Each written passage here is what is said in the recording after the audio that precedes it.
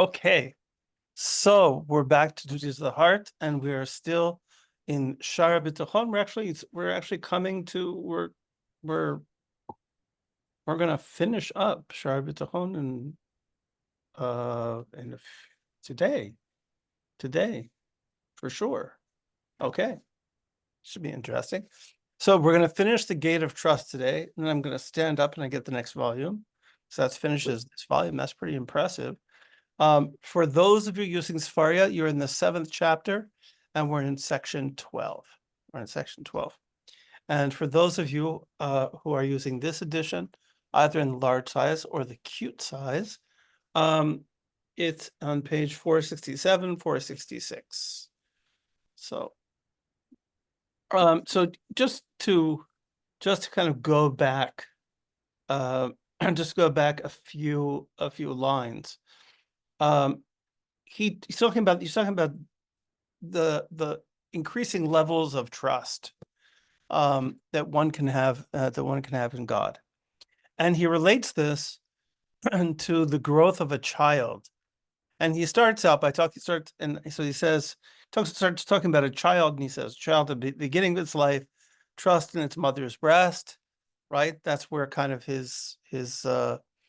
um, where his trust falls, and then he notices that that breast is attached to a mother, and so he transfers his trust to his mother, and then eventually he realizes that he also has a father, right, and so forth. And as he becomes, and then of course he matures, he develops skills, he develops ways of making a living, and he starts depending upon himself. And eventually he may come to understand that he's dependent on God. And he gave the example also of a man who was a pious man who was a scribe, and he was writing for a living. And the guy said, "How's business?" He says, "Business is fine as long as my hand holds out." Right? And it says, and then that very evening his arm was shattered, right? And it says, "Why was that?" And it said it was divine retribution for trusting in his arm. He should have said, "As long as, God willing, everything will be okay." But instead, he attributed it to his arm and not to his creator. So now he says, if a person obtains his livelihood through other individuals, he transfers his trust to them and comes to rely on them. But when his intellect matures, so people who are employed, right, they think that, they think their livelihood comes from their employer, right? That's where the paycheck comes from. And we say, aha, we got the paycheck, everything is great. That's where it comes from. It says when his intellect matures, he sees their deficiencies and their need for the creator, right? Because we take a good look at our employers, and our employers are subject to the same kinds of forces that we're subject to. Right? Our employers are also subject to, death, disease, poverty, all the things that can affect all of us.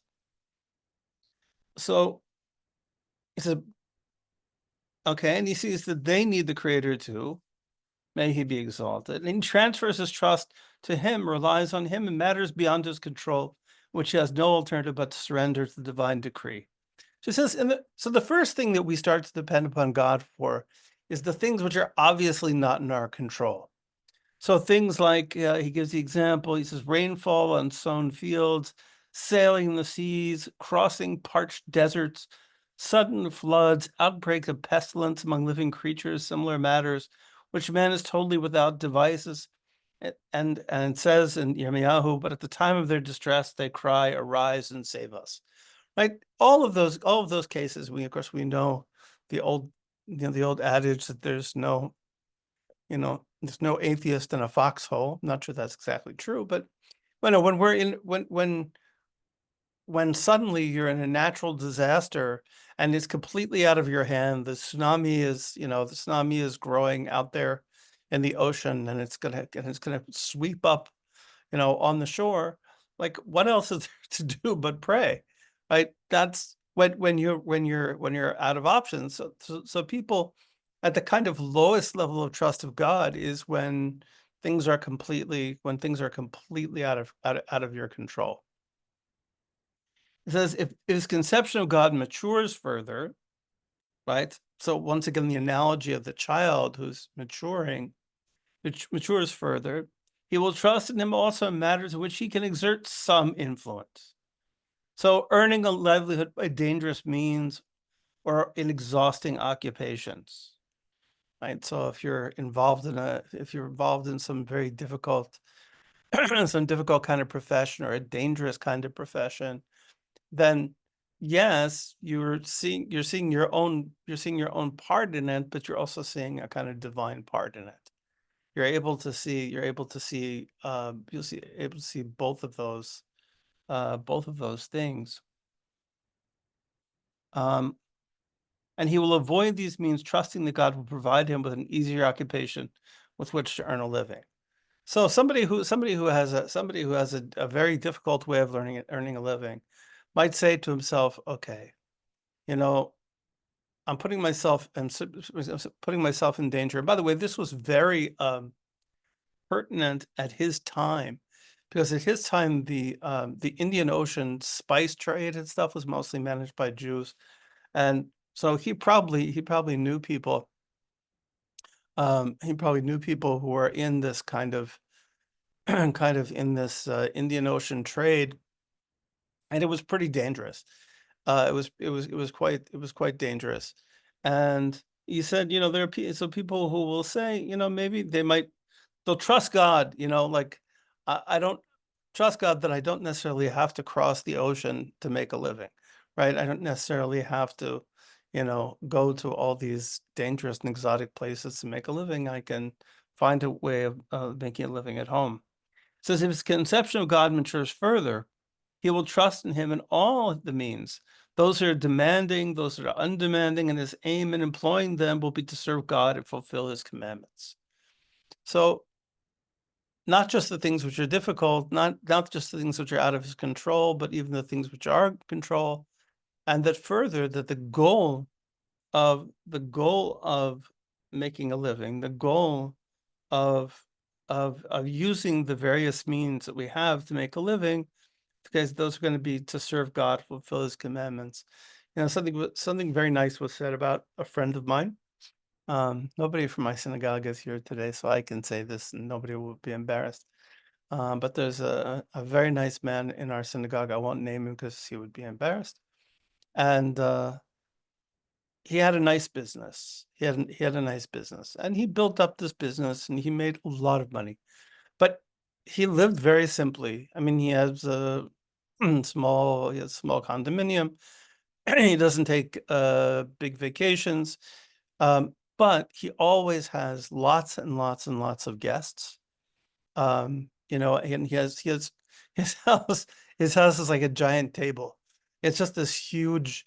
You walk into the house, and the first thing you see is this gigantic table, and that's where he has all of his guests. He has a lot of guests for Shabbat and for holidays, and beyond that, every single time anybody comes to collect charity, they come to the synagogue to collect charity, they walk immediately to him, and they all know him because he's been there, of course, he's been in the synagogue for 50 years. But this is a person, this is a person who made money in order to give. That was his purpose in making money. His purpose in making money was never to live, to live in, some, magnificent lifestyle. And certainly he could have, I'm sure. But really, his whole purpose in creating his business and everything else was to give, give, give, and give. And that's what he did. I can also say that on my first day of coming into the synagogue, he was the guy who offered me his shirts. I didn't have shirts because my shirts had not arrived from California, and he said, "Do you need shirts? I have lots of shirts." So, that's that's the kind of person that's being described here. So as when his conception matures further with an appreciation of God's concern for his creatures, he will accept in his heart and with his tongue, outwardly and inwardly, whatever God decrees for him. Now, accepting outwardly and inwardly is difficult. And I should also say that there is a benefit to accepting outwardly. You know, there was the Talmud talks about this guy Nachum Ish Gamzu. That was his name. And he was supposed to be called that because he used to say Gamzu Latova. This is also for the good. Notice it says he said this is also for the good. Now, whether or not he actually believed this is also for the good, right? We don't know. We only know that he said it. And the Talmud also says that whenever something happens to you, you should say everything that the merciful Rahmana, that's the name, right? Kol Rahmana Avid L'Tava Avid. So everything that the merciful one does, he does L'Tava Tayyib. It's all good. It's all good, right? Now, it says to say that. There's a benefit even in saying it. Now, if you can get your insides and your outsides, to operate together, that's great. And that's the ultimate. The ultimate is when what you're saying and what you're saying and what you're actual feeling are in sync with each other. Okay. But even if they're not in sync with each other, right? Even if they're not in sync, there could be a benefit to that. But here at this high level, okay, what he's saying, what he accepts in his heart, what he says with his tongue, both outwardly, right, and inwardly, in what people can see and what's hidden, okay, he says, is the same. He says he is happy with whatever God brings him, whether life or death, poverty or wealth, health or illness. So this is a very high level of a person who's really able to be happy with whatever it is that the Creator gives. If the Creator gives happiness, if the Creator gives life, great. If the Creator gives death, great. If the Creator gives, gives us good health, that's wonderful. If it doesn't give us good health, that's also wonderful. There must be something to learn from it, or poverty, or wealth, and so forth. He will not long for anything that God has not chosen for him. He will want only what God wants for him. So if he's not healthy, he's not gonna cry. Cry. Why am I sick? Why am I sick? Oy, oy, oy, oy, oy. And if he's the oy, oy, oy, oy, that was very Jewish. So the cats probably enjoyed that quite a lot. But if he's and he's not going to be afraid of death, and not going to be longing for things which he does not have, but accept cheerfully what God has. Remember, at the very, very, very beginning of this gate, when he described bitachon, when he described this characteristic of trust, or for Muslim friends, tawakkul, right? When he described this, he described it initially as a form of serenity. He described it as a feeling, as an inner disposition.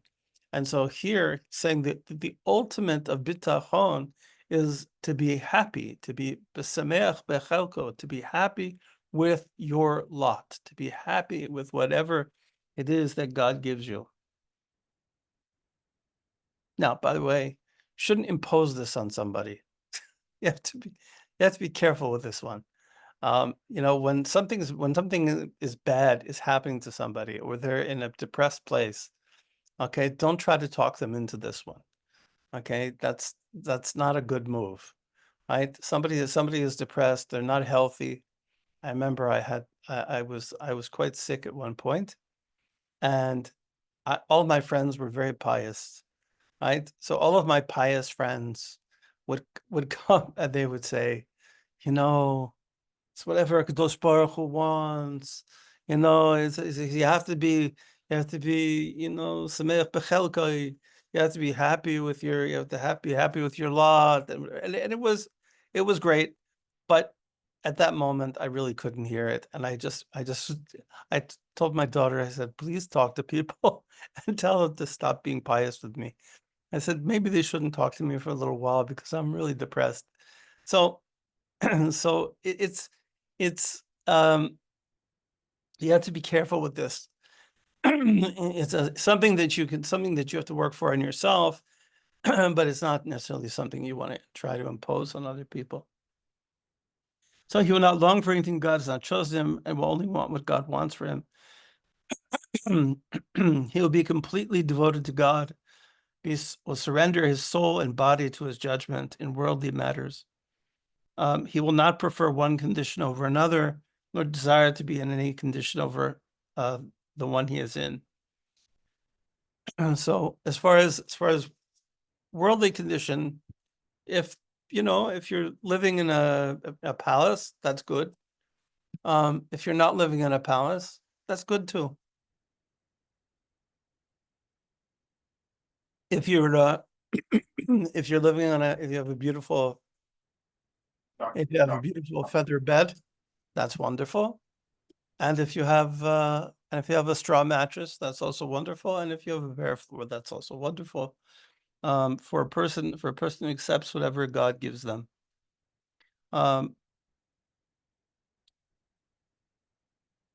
As one of the devotees of trust said, I never woke up in one condition and longed to be in another. Imagine that, right? Imagine what life would be like if you didn't always want things to be different. But I think a lot of us struggle, right? We look and we want things to be different, right? But in a certain sense, Voltaire was right. This is the best of all possible worlds, right? In the sense that if God didn't want the world to be this way, it wouldn't be this way. Now, it doesn't mean it doesn't mean that you shouldn't. It doesn't mean that you shouldn't. Then that you shouldn't build it. It doesn't mean you shouldn't change it. It doesn't mean that you shouldn't work on it. It doesn't mean that you shouldn't create more justice in the world and all of that. You should.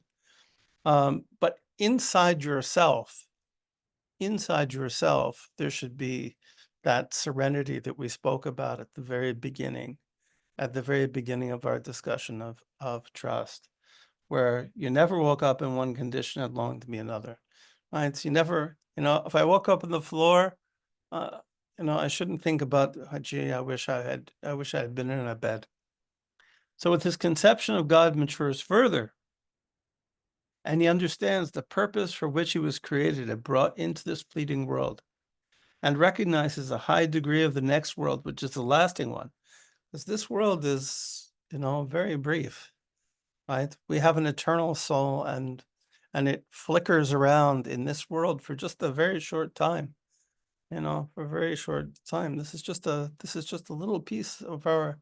It's just a little piece of our career.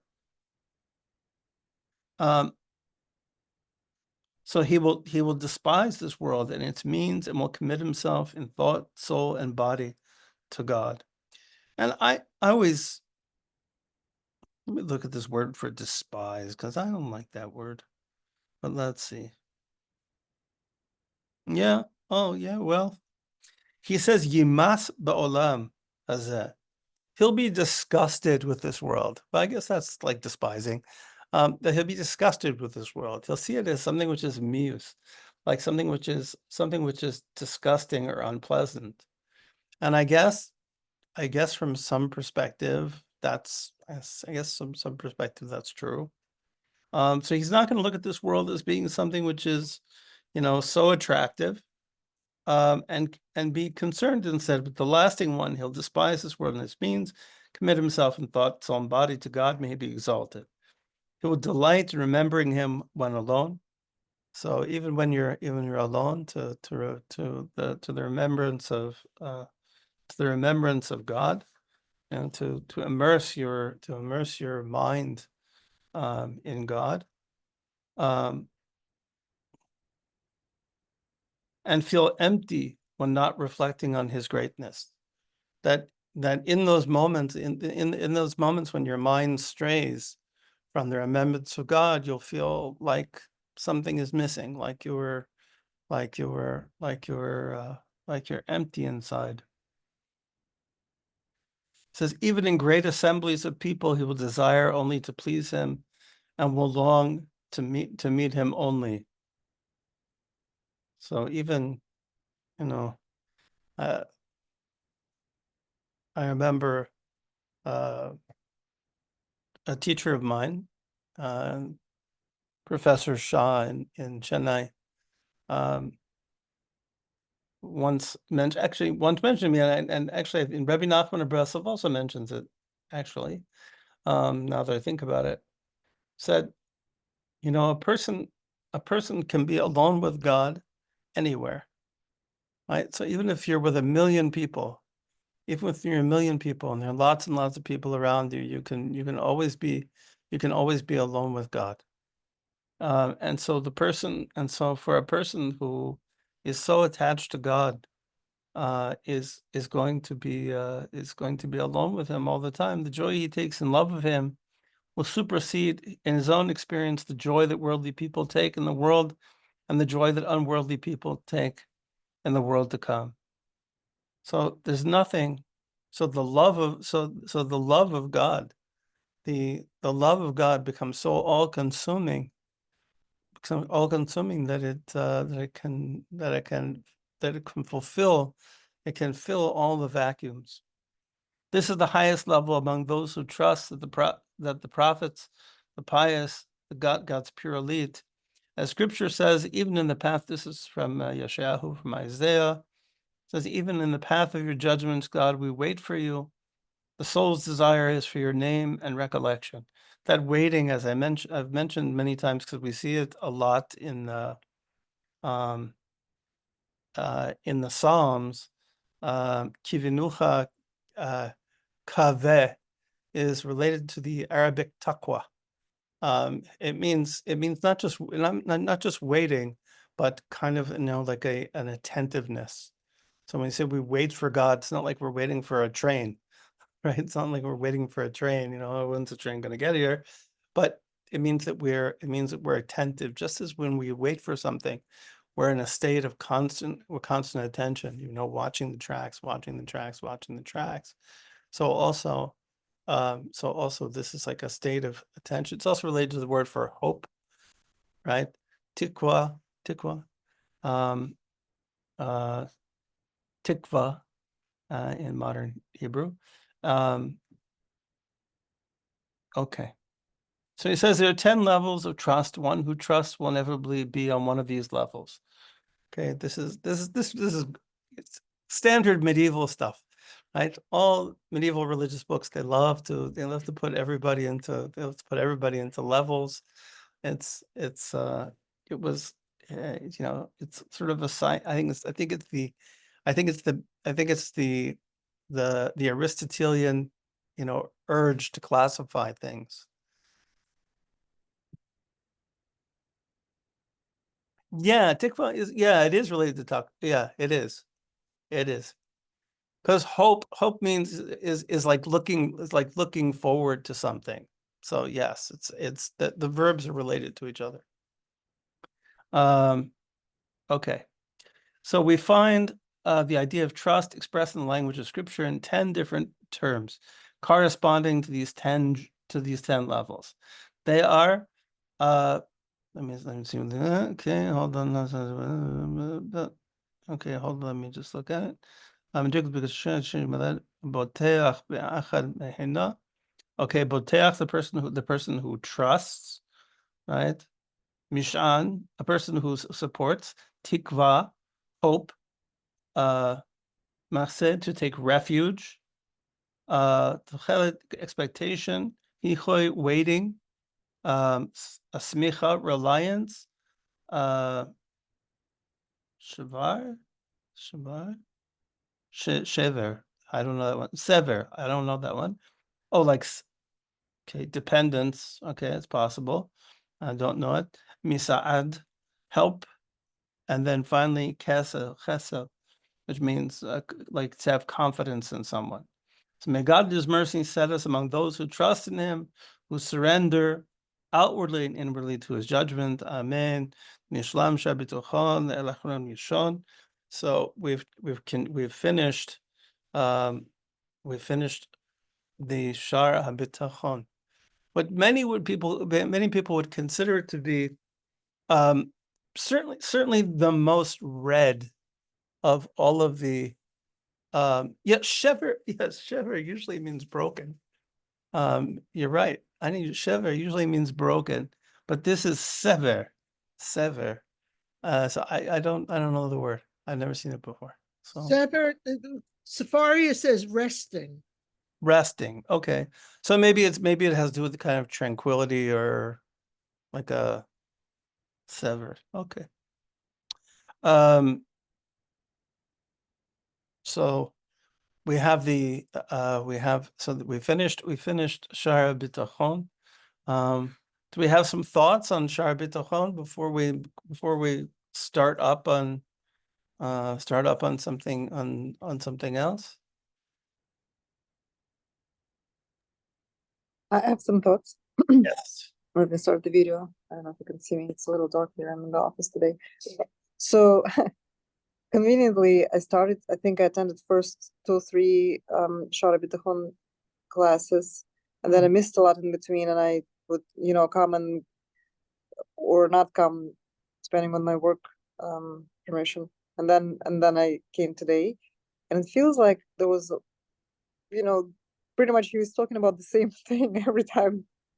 It's like, believe in God and you have tranquility, and those who don't believe in God, they don't have, they're worried, they're restless, they cannot focus on things. But bottom line is basically the same, and I missed so many classes. So I wonder, what do you all think? Because you've attended them all, or you've gone through all the book.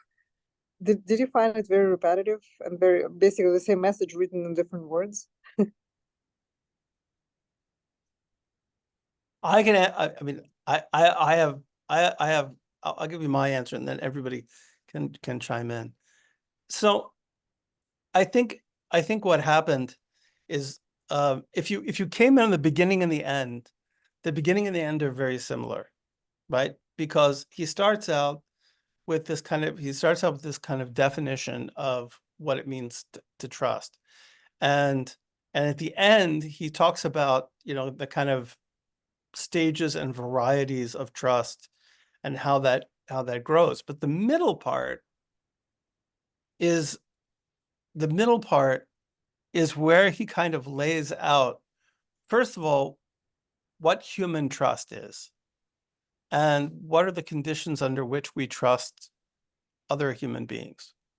And then he says, okay, so in the ideal conditions, right? In the ideal conditions, you trust a person because they have these qualities.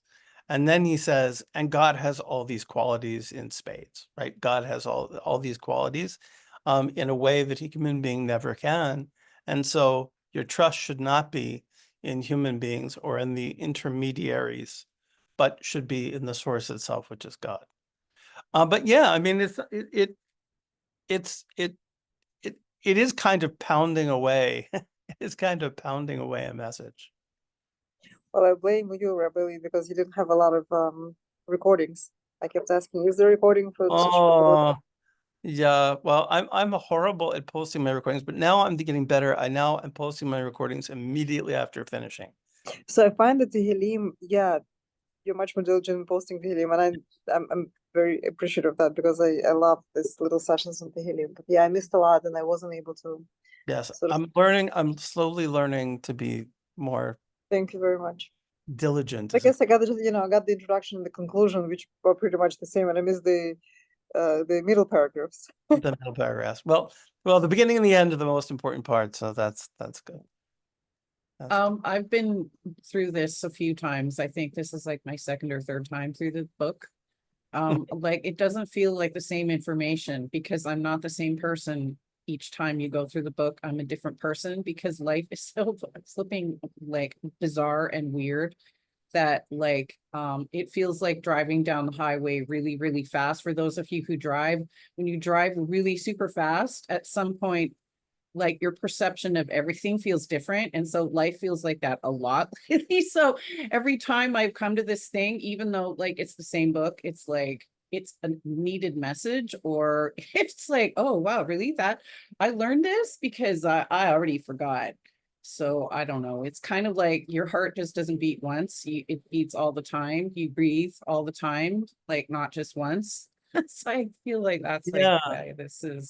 Yeah, I also, this particular, so I went for a few years of reading a bit of, I used to do like a half an hour of Duties of the Heart every day, right? Which means that you're finishing the book like a couple times a year. And I was doing that, and then I started teaching these, kind of this thing here. And I think I started doing this like during the pandemic, I'm thinking. I think it was during the pandemic. Yes, And you did. Yeah. Yes. Yes. Yeah. So I feel, but what I feel like is my circumstances have changed so much since my circumstances and I have changed so much since the first time I read this book. It's kind of overwhelming, especially when it comes to this particular, because my when I first read the book, I was an employee, and I had all the kind of employee thoughts, and now I'm not an employee. And I was living a much more, I wouldn't say lavish lifestyle, but certainly a different kind of lifestyle then than I am now. Now I live a much more simple lifestyle. And I mean, just a lot of things changed. A lot of things changed since the first time I read it. And I definitely read it. I definitely read it differently now. There's no question. And and because of circumstance, I'm actually forced, like I'm forced, I'm more prone to rely on God now than I ever was before. And so I think I have much less resistance to this than I think the first few times that I learned it. So it's good to have less resistance. Okay, more thoughts? Fine. Nothing, just that every time we go through this, there's always some other thing to remind us that this is like a timeless lesson. Like you said something about, I don't know the words, but my brain automatically went to, oh, this is kind of like toxic positivity. Like a lot of this stuff, like if you like, remotely try, a lot of this stuff you can take away with you to your everyday life. And so like I've been into religions, and I've struggled to be like, how does this help me in my real day, everyday life? And I think that's kind of like where religious the role of religion needs to be, right? Like, where that needs to take us. So I really appreciate the fact that you take your time and nobody's paying you the big bucks, or whatever. You've got all these annoying people in your DMs asking you Yes, for the yeah, link so and stuff like that. so far nobody's paying bucks, But never whatever, know. right? Never know. It could Maybe happen. there might be a literary agent that will just knock on our door and be like, hey, you're the next possible. contestant, It's whatever. You can hope, right? It's possible. Anyway, Roxana, and thank what you. religion, wait 1 second, which religions have you been through? This is beyond amazing I to was me. born Catholic, Uh-huh. and then I went through this phase where I thought maybe I would become a Muslim. So I did that for a while, and it just didn't work out for me. Like what I should have really done was just become a Jew, but I didn't believe like 25 years ago that was even like a thing. I thought that like you could only be Jewish if you were born Jewish, because I've always been like interested in like, what did the Jewish people think? I don't know. Anyway. So, It's yeah. beyond amazing. I have to tell you, I have a friend, a dear friend, who was born a Catholic. Wait, let me turn on the camera so you can see me again. Mhm. She was born Catholic, raised in a very Catholic family in America. She converted to Judaism. Her daughter converted to Islam, and she's devastated because her daughter got married. It was a very miserable marriage, and now she's about to get married again, and she sees that she's getting married to a wrong man. And I kept telling her, your daughter did to you what you did to your parents. Yeah, You know, my as- mom as- had, as my a mom child. had 6 of us and not like one of us stayed as a Catholic. Oh, And that was wow. like the gay son. Stayed as a Catholic. A couple of us became evangelical. One of us went to the Salvation Army and then just went, yeah, forget it. And like my mom was like, okay, I don't really care. I still love you. You're my children. I'm going to church. Please don't pray. And she was like really good about it. But Cool about it. I don't know. Okay. What a journey. Anyway, it's funny. And in case, I'm not going to start anything new because we're up Yeah, it to doesn't make we're up sense. to time. And so next week we start on devotion to God, which is really good. And we'll plow on through.